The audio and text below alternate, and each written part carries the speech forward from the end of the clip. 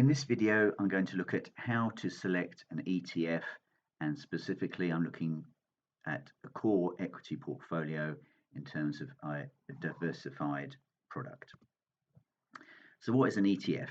For shares, an exchange-traded fund is an investment vehicle that holds shares in other companies. It is traded on the stock market at the underlying value of the shares it holds. They're classed as passive as there's no fund manager, but they are rule-based, such as following the FTSE 100, and I call them algorithmic because of this rule-based nature. Many track an index based on the market capitalization of its constituents, but some are what is known as smart beta, and they use other criteria such as quality, value, or momentum to determine how much of a company they want to hold. And there's a guide about what an ETF is at this website, justetf.com. So why invest in an ETF? For other funds, the universe is huge, and you might get confused between an active and a passive ETF and accidentally end up in one that's managed by a fund manager who initially does quite well and then later on goes a bit off the boil. With ETFs, you have live share prices. You know what you will pay. For other funds, you wait till the end of the day before knowing what price you transacted at, which is a bit odd, particularly if you're transacting in large amounts. ETFs should have lower platform fees, and there are also dedicated websites where you can analyze prices in Google Sheets and Google Finance. ETFs might not be suitable for everyone if you're only investing small sums of money, such as less than £500 a month, because you'll be charged a minimum of £5 each time you buy on websites like iWeb, and even more on websites like Hargreaves Lansdown. To select an ETF, I use a screener. This screener is also recommended by Monevator, and the website is justetf.com with the link at the top. So I go to justetf.com, click on the screener. This is what pops up. So for the UK, there's a total of 1,211 available ETFs, of which 815 relate to equities. Now I'm going to look at the top performing ETFs, and what I've done is I've selected equities to narrow my results down to 815. I've selected certain columns to look at fund sizes, total expense ratio, 1 year and 3 year returns, and also the ticker, and then I've filtered on the 3 year returns. And what we can see here is that the top performing ones have been in the IT space. The top one relates to US IT, and then the second one relates to world IT, although that's the Morgan Stanley version of the world, which excludes China and it excludes South Korea. Also, you can see right at the bottom, there's a NASDAQ ETF in there as well. And then the website address is at the top there. So when I'm investing in an ETF, I'm looking at certain characteristics. I want the ETF to beat the S&P 500. There's an ETF called IUSA. I'm looking for it to beat Vanguard Worldwide, BWRL. If it can't do that, I'll just invest in one of those two funds. I want a fee of, well, ideally 0.25 or less. It's important just to keep the expenses low, but ultimately I'm looking at the overall return, of which the ongoing charges are only a small part. Size of the fund should be over 100 million. You want to avoid funds that could be discontinued. If it's a small fund, it's probably losing money, so it might not stay around for very long. And money tends to flow where it's treated well. So the top funds will tend to have a lot of money in them. Currency of the fund should be GBP. Otherwise, you can get a currency charge on the purchase, which could be 0.5%, could be as high as 1%. The geographic mix, I really just want multinational companies, but if it's as per Vanguard Worldwide, that's great. Sector mix, again, as per Vanguard Worldwide, so as per the world as a whole, with technology as number one.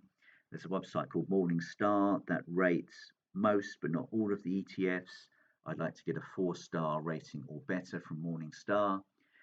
Number of holdings, well, 30 would be a bare minimum. If it's less than that, not really diversified at all.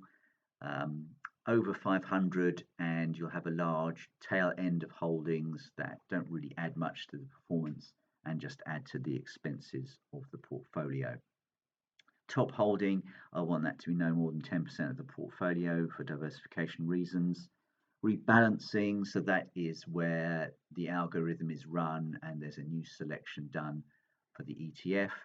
Ideally quarterly, that's how often the FTSE 100 is rebalanced, but semi-annual seems most common. So now I'm going to look to run some filters. And what I've done is looked at equities, world, larger than 100 million. And then I've again filtered on the 3-year return. So this time, again, world technology is coming out. There's one called I Spy that looks at cybersecurity, one looking at automation and robotics. What is catching my eye here is XDEM, World Momentum Factor.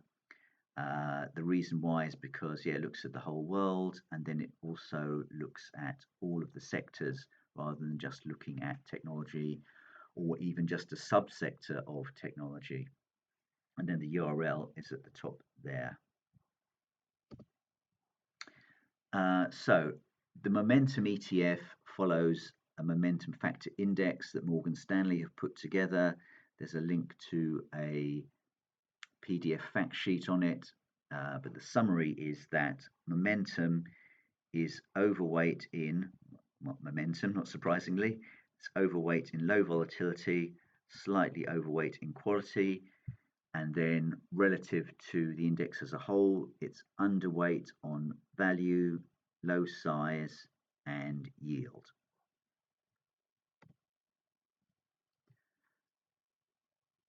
So for Morningstar, this is another great website that you can use to get more information on the ETFs. It's also there in justetf.com, but I just find Morningstar, prefer the layout of it. So when you first log in, you'll need to select you're a UK-based investor and you're an individual investor, not an institutional investor. Then type in the ticker you want to look at. So I put in XDEM and it's given me this. It says it's got a 5-star rating. It says that if you look at the bottom in the orange, it outperforms the category that it sits in. It's done that every year it's been in existence.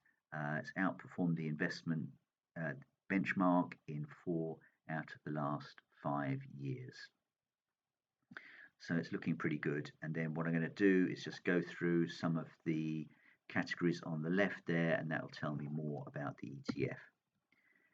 So each ETF has a number of documents that you can view to understand it a bit more.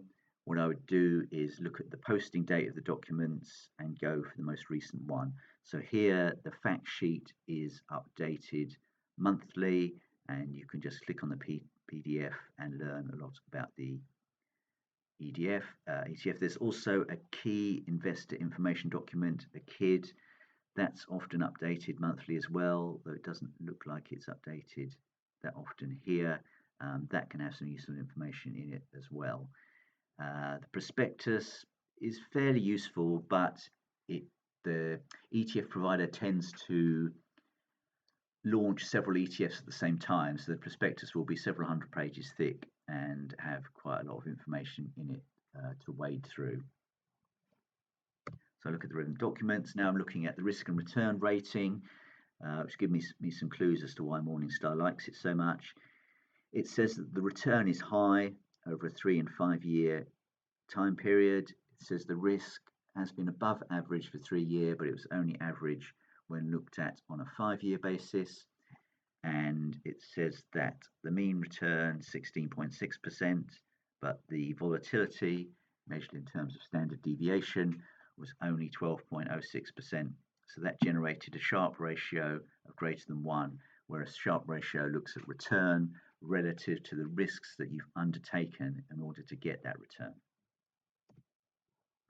Now we look at the portfolio, 349 holdings, so that's pretty good. It is diversified, but not overly so. Got top 10 holdings there. I've heard of pretty much all of the companies apart from Nextra Energy, but generally I'm quite happy with that. And then the pluses and the minuses show what's been increased and decreased since the last portfolio. And the top holding at Microsoft is less than 10% of the fund.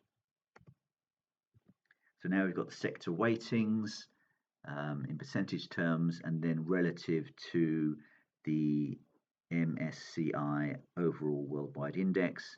So quite heavily overweight in real estate and in utilities, underweight slightly in technology, underweight a lot in energy. The technology underweighting is probably due to a desire to limit volatility. So the summary for this ETF, well, it does beat the benchmarks. Ongoing charges fee is 0.25%. Size of the fund, yes, it's over 100 million. Currency is GBP. Geographic mix, I didn't include that, but it's a lot of multinational companies, a lot of them headquartered in the US. Sector mix, yeah, not too bad. Doesn't quite have technology number one. Morningstar rating, yes, that is 5-star. That's good. Number of holdings, 349. That's fine. Top holding was 5.2%, so that's also fine. Rebalancing, I'm pretty sure that is semi-annual. So the criteria here is just about met, and I feel that this ETF, Worldwide Momentum, is suitable for a holding in a core portfolio.